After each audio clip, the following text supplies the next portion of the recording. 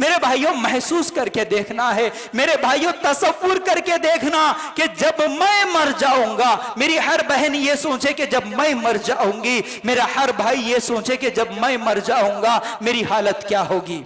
मेरे भाइयों कभी ये ख्याल आया, कभी ये ख्याल आया कि जब मैं मर जाऊंगा तो मेरे पास क्या होगा। मेरे भाइयों जब मैं मर जाऊंगा तो लोग दो मिनट में मेरा नाम भूल जाएंगे, 2 मिनट में मेरा नाम भूल जाएंगे। अगर किसी का एक्सीडेंट हो गया, किसी को अचानक हार्ट अटैक आ गया, अगर इमरजेंसी में उसको लेकर चले गए, अगर सगा बेटा भी है, माँ हॉस्पिटल में है, बाप हॉस्पिटल में है, भाई हॉस्पिटल में है, पूछने वाला क्या पूछता, मेरे अब्बा क्या हालत में है, मेरी अम्मी की कैफियत क्या है, मेरे भाई की तकलीफ कैसी है, डॉक्टर ने क्या बोला, अब्बा कैसे हैं, अम्मी कैसे हैं, भाई कैसे हैं, पूछने वाला अगर 5 मिनट में उसको यह जवाब मिले कि नहीं उनका तो इंतकाल हो गया है, वो तो मर गए हैं, तो अब बेटा ये नहीं बोलता कि मेरे अम्मी को कब घर को लेके आते, बेटा ये नहीं बोलता कि मेरे अब्बा को कब घर को लेके आ रहे, भाई ये नहीं बोलता कि मेरे भाई को कब घर को लेके आ रहे, कितनी भी मोहब्बत करने वाला क्यों ना हो वो बोलता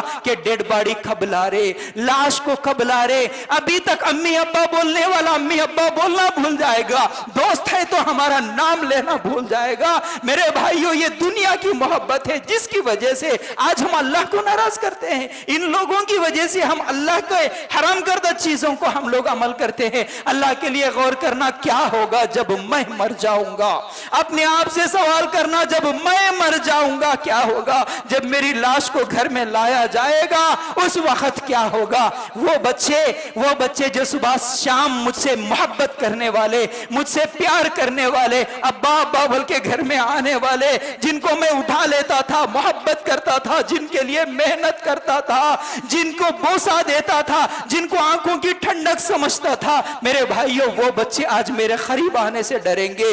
जिस दिन मैं मर जाऊंगा मेरे पोते मेरे करीब नहीं आते, मेरे नवासे मेरे करीब नहीं आते, मेरा सगा बेटा मेरे करीब नहीं आता, वो तो डरता हुआ होता है। बीवी खड़ी है, बीवी करीब नहीं आती, और बेटा करीब है, बेटा करीब नहीं आता, रिश्तेदार दोस्त सब लोग देखेंगे लेकिन दूर से देखेंगे, करीब कोई नहीं आता। अल्लाह के लिए गौर करना।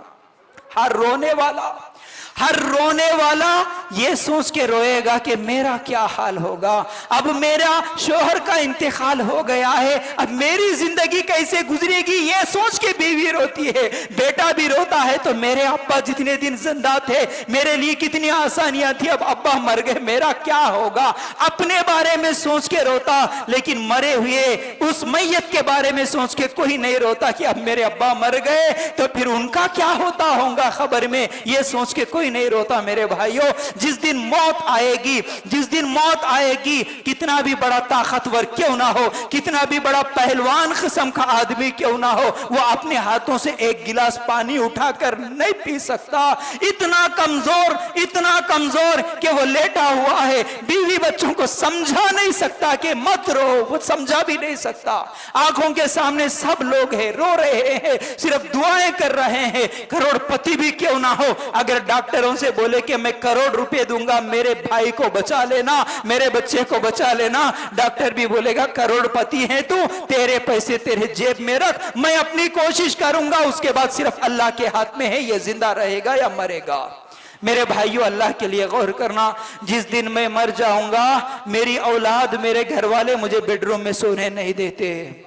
जिस दिन मैं मर जाऊंगा एक रात मेरे साथ कमरे में अकेले गुजारने के लिए कोई तैयार नहीं होगा। अल्लाह के लिए गौर करना, जितने दिन जिंदा है उतने ही दिन हमारे ये रिश्ते ये मोहब्बतें, जिस दिन मर जाएंगे सगे बेटे कहेंगे सबसे पहले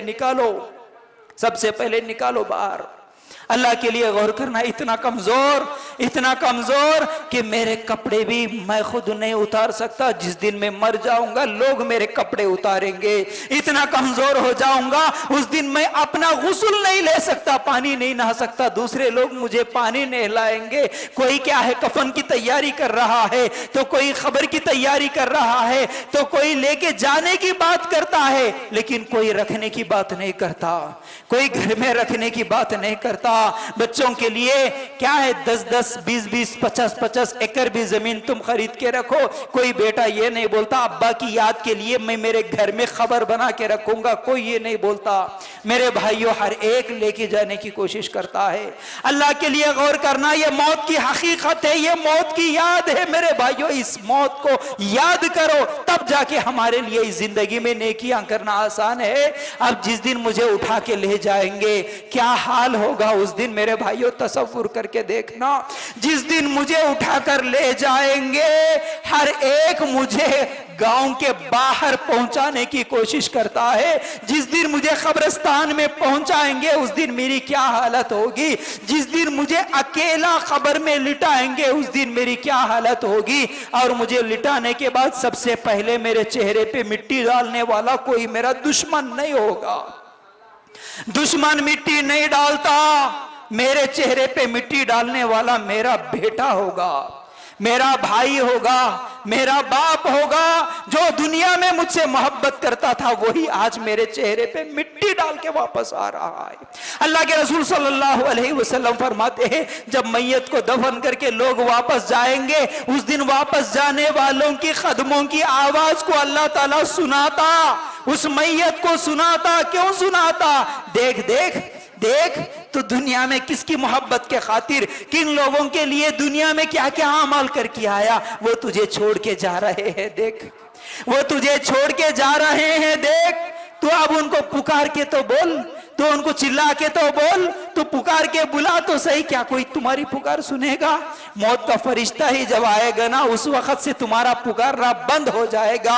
जिस दिन मौत का फरिश्ता आएगा उसी दिन से अब हमारी कुछ भी नहीं चल सकती। मेरे भाइयों, अल्लाह के लिए गौर करना, मौत के फरिश्ते को आने से पहले, उसको देखने से पहले ही हमारी मर्जी चल सकती।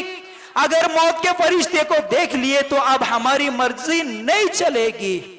मौत के फरिश्ते को देखने के बाद अगर कोई दूध पिलाने वाली माँ भी ये बोलेंगी ना, अरे अल्लाह मेरे छोटे छोटे बच्चे हैं, अरे अल्लाह मैं दूध पिलाने वाली माँ हूँ, अल्लाह मुझे छोड़ दे, फरिश्ते नहीं छोड़ने वाले।